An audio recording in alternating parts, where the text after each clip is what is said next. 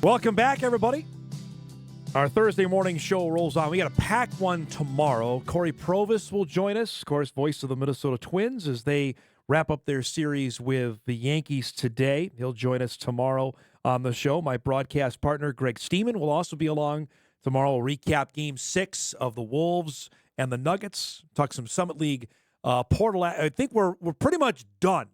We'll get Greg's grades on where everybody went, how everybody did throughout portal season. We're going to do that tomorrow at 10 o'clock. And also, you will meet the NAIA Home Run King, who hails from Grand Forks. That's coming up tomorrow on the show. So we got a pack one on tap for you tomorrow. We mentioned it yesterday that there was likely another addition coming for North Dakota State's men's basketball roster, and it became official late yesterday. Fargo native Patrick Bath announced that he is transferring from Drake to North Dakota State to continue his college career. Pat grew up in Fargo, played his freshman year for Shanley at 6'8", was a standout guy on that team. He didn't average a ton, but you could tell there was the raw potential there for a Deacon team that year that they lost to Jordan Wilhelm's Bismarck Demons, and that was the day before the world ended in March of 2020.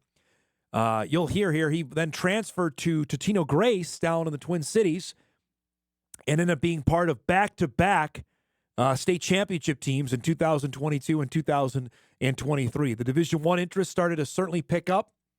Had offers from South Dakota, Cal Poly, Siena, and Drake, which Drake, of course, won 30-some-odd games in the Missouri Valley Conference this year. They beat Indiana State to go to the NCAA tournament, but you'll hear from Pat that his experience there was needed, but could tell that probably maybe he wasn't going to play a whole lot and enter the portal. And then things got crazy. So here's our conversation with Patrick Bath about transferring back home to NDSU. It was crazy overwhelming.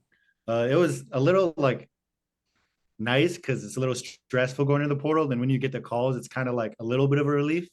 But it's like a whole new stress comes because, it's like you get 20 plus calls right when you go in, and it's just like constant calling all day. And it's a lot. I can say it's a lot.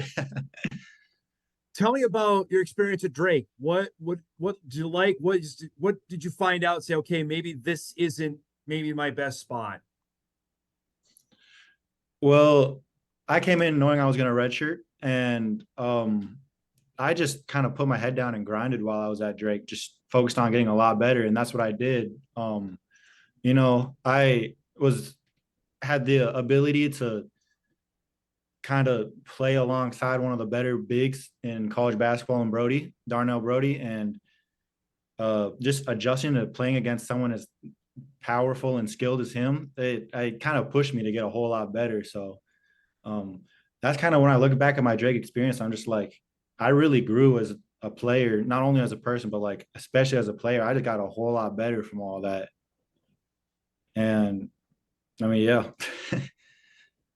When you go in, I'm sure you heard from Dave at NDSU right away. Was there something in the back of your mind saying, okay, there's a possibility there? Oh yeah, no, for sure. I mean, I knew Coach Richmond nearly my whole life. I was going to his camps when I was a really little kid, and I mean, so I was excited when I saw them reaching out. And I mean, look where I am today. So obviously that led to something good. So what did you need to hear or see something when you were talking beyond just coming home? What did you need to hear or see from NDSU to say this is where I want to go? Well, I kind of wanted to look into how I would fit into NDSU as a player. And I always knew, I mean, culture is always a big thing for me. I always knew NDSU had a great culture. On top of that, I got to see that a little bit more when I went on campus. But I kind of got to see how I would fit in. And I was like, this is nearly a perfect fit for me, playing wise and, with the other players on the team and the success that the team has, which I already knew about. I just thought it was a perfect fit in almost every single way for me. So took it and ran. Tell me the reaction when you told Dave. Oh man, he was excited, man.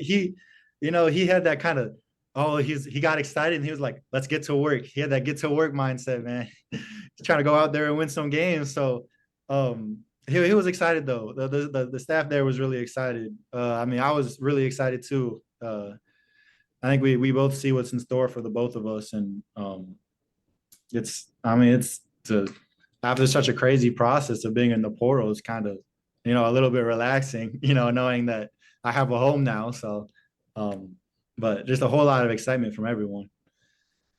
Give us a little bit of the backstory for people that don't know. Obviously, you played your freshman year at Shanley. Did you grow up in Fargo before you moved? Yeah, I was born in Fargo, Okay, and I grew up that's what I basically my thought. whole life until my freshman year. Yeah, and then I wanted a little bit more competition, so I moved to the cities to play under Coach Nick Carroll at Totino Grace. So yeah, I made that move, and I had a big jump in my basketball ability then too, because it's a big step up, from playing the top teams in Minnesota and going and playing prep schools there. So Winning yeah. two state championships, I'm sure, had to help as well. How did that Oh yeah. expand your game to be a part of two teams that won state titles, and you were such a big part of each of those teams? Oh yeah, for sure. It helped it a lot. Just the high school basketball program that Coach Carroll built there. Um, I mean, it's college level players that you play against every single day. Like you could go there and say the games is what really expanded your game, but I'm gonna say like the practices helped me even more than the games did, because I was going up against, I mean, college size players, pretty much all Division I athletes at Totino Grace. So I was really able to take big stretches with my game there. When did the Division I stuff really start becoming a reality? Was it early your sophomore year? I know, heck, your freshman year up here, I remember people starting to talk about it. When did it become reality for you? Um, I mean, I had kind of a little bit of confidence. I was ever since I was a kid, I grew up watching Steph Curry, so it was like, man, I don't care what anyone's gonna say. I'm gonna go to the D1 level and go perform, man, and go play professional basketball. That was kind of my dream ever since I was really young. But when those two first offers hit, it was kind of just like blown away for me. I had Siena and Cal Poly offer me in the same day, and it was just kind of like a crazy experience. I had, two scholarship offers, and it was like it kind of hit me that like this is gonna be the reality.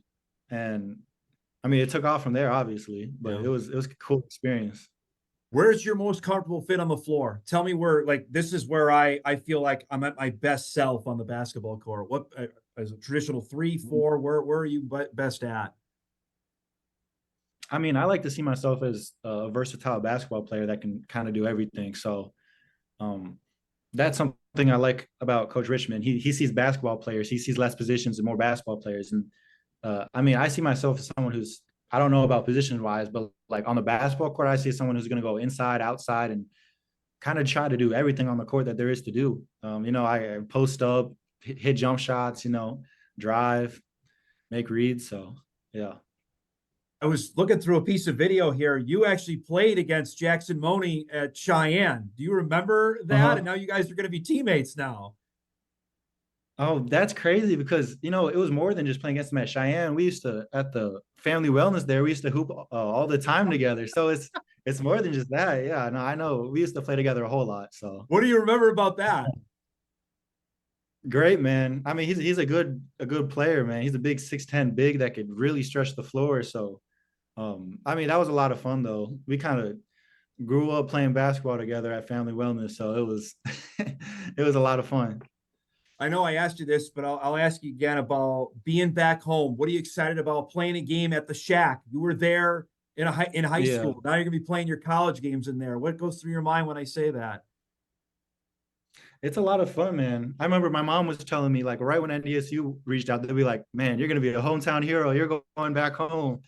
And I mean, I'm just really excited for it. I'm going to be going back home, seeing all my new friends. All like the people who are really close to me throughout high school can now come to my games and in my early life. So I'm really excited for everything that Fargo brings and NDSU. What's next after finishing your last two finals? What's the next few weeks look like? Basketball. I don't know if that's a surprising answer, but um, I'm really going to try and focus in on basketball and try to make some more strides before I get on campus at NDSU. There's our conversation with Pat Bath, and good kid who's coming back home, and mentioned the connection he already has to now a teammate of his in Jackson Money. Real quick before we go to break. So now the roster is set. The Bison had 5 players leave in the portal.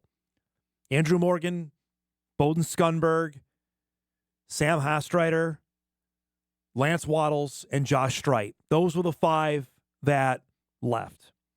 They've added 5 with Jackson Money, Mason Miller, guard from Indiana State, Brennan Watkins from VMI.